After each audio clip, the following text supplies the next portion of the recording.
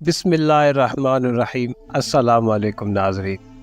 حضرت ادریس کے زمانے میں لوگوں کے برے اعمال زمین سے آسمان کی طرف بڑھنے لگے، تب فرشتوں میں اس معاملے پر بحث ہونے لگی اور انہوں نے انسانوں پر لعن طعن شروع کر دی۔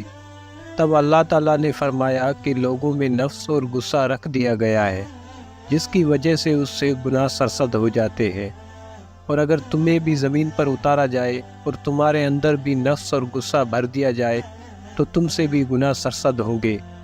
فرشتوں نے کہا، اے پروردگار، ہم ہرگز گناہ کے قریب بھی نہ جائیں گے اگر نفس، شہوت اور غصہ ہمارے اندر رکھ بھی دیا جائے۔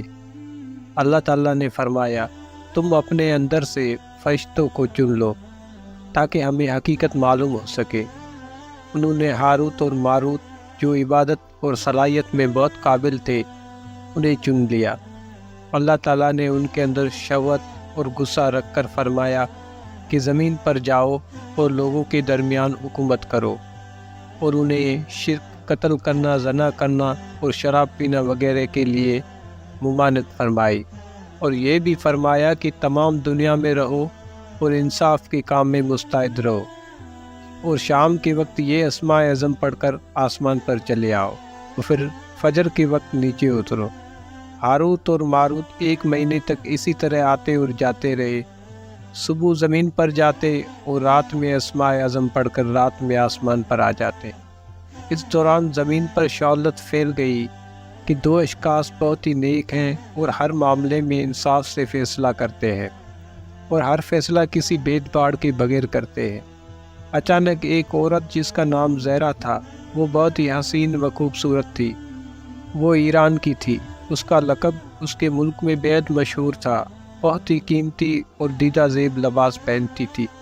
اپنے شوہر کی فریاد لے کر ہاروت اور ماروت کے روبرو حاضر ہوئی۔ کہتے ہیں کہ دراصل اس کا اسم اعظم سیکھنے کا شوق تھا، مگر وہ بدکاری کی عادی تھی اور اس نے یہی داؤ اپنی خواہش پوری کرنے کے لیے آزمایا۔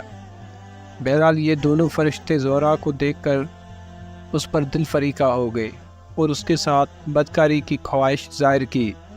زہرا نے کہا کہ تمہارا دین الگ اور میرا مذہب الگ، اس وجہ سے یہ معاملہ ممکن نہیں ہے۔ دوسرا یہ کہ میرا شوہر بہت ہی غیرت مند ہے، اگر اسے پتہ چل جائے کہ میں تمہارے ساتھ اٹھتی بیٹھتی ہوں اور میل ملاپ رکھتی ہوں تو وہ مجھے مار دے گا، مگر اگر تم پہلے ہی جس بت کو میں پوجتی ہوں اسے سجدہ کرو اور بعد میں میرے شوہر کو قتل کرو، پھر میں تمہارے ساتھ صحبت کروں گی۔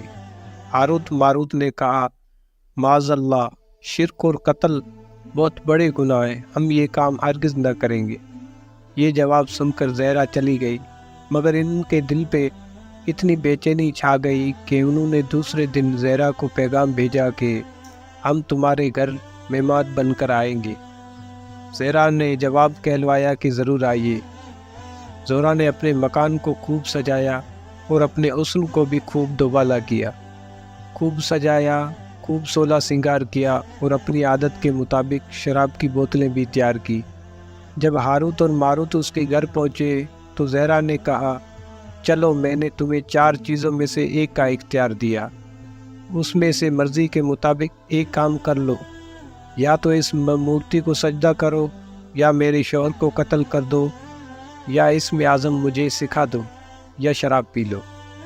ہاروت اور ماروت نے آپس میں مشورہ کیا کہ شرک اور قتل بڑے گناہ ہیں، اور اسم اعظم اللہ تعالیٰ کا بھید ہے جو کسی کو بھی نہیں بتانا چاہیے، جبکہ شراب پی لینا کم درجے کا گناہ ہے، لہٰذا اس سے اختیار کرنا چاہیے۔ یہ سوچ کر انہوں نے شراب پی لی۔ شراب پیتے ہی وہ مستی میں آ گئے، عقل مند بے وقوف بن گئے، بے عقل ہو گئے۔ اسی حالت میں انہوں نے زہرا کے حکم سے بت کو سجدہ کیا، اس کے شہر کو قتل بھی کیا اور اسے اسم اعظم بھی سکھا دیا۔ بعض روایتوں میں آیا ہے کہ زہرا اسم اعظم کی برکت سے آسمان کے اوپر چلی گئی۔ اللہ تعالیٰ نے اس کی روح کو زہرا ستارے کے ساتھ جوڑ دیا اور وہ زہرا کے روپ میں غائب ہو گئی، جبکہ وہ دونوں فرشتے اس کے ساتھ جا نہ سکے اور اسم اعظم ان کی یادداشت سے نکل گیا۔ جب وہ شراب کی مستی سے باہر آئے تب انہیں بہت افسوس ہوا اور ندامت کرنے لگے۔ اللہ تعالیٰ نے آسمان کے فرشتوں کو ہاروت و ماروت کے حال سے واقف کیا اور فرمایا کہ یہ دونوں فرشتے میری تجلیس سے غائب نہیں ہیں، اس کے باوجود شہوت اور نفس کے غلبے سے گناہ میں گرفتار ہو گئے، جبکہ آدم کی اولاد کو میری تجلی میسر نہیں اور شہوت اور خواہشات ان کے خمیر میں ہیں۔ اگر ان سے گناہ سرزد ہو جائے تو کوئی تعجب نہیں ہے۔ ایک روایت میں ہے کہ زہرا کو غائب کر کے اسے ستارہ بنا دیا گیا۔ جب شام ہوئی تب ہاروت اور ماروت نے آسمان کی طرف اوپر چلنا چاہا تو پر اور بازوؤں نے ساتھ نہ دیا۔ اس زمانے میں حضرت ادریس زمین پر نہیں تھے۔ وہ دونوں فرشتے ان کی خدمت میں حاضر ہوئے اور دعا اور شفاعت کے لیے درخواست کی۔